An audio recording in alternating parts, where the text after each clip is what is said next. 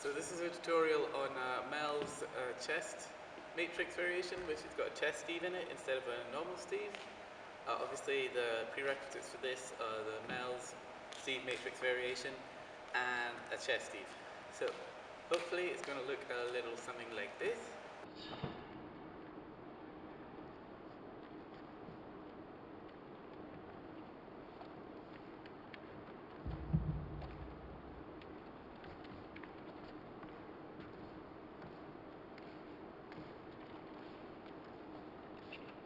So you can see it's got the chest Steve in the middle, but it's quite hard to get it away from you enough to do the chest Steve properly.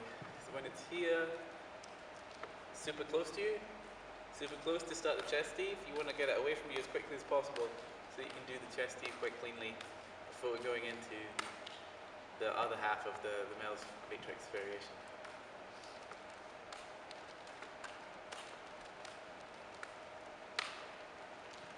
Something like that.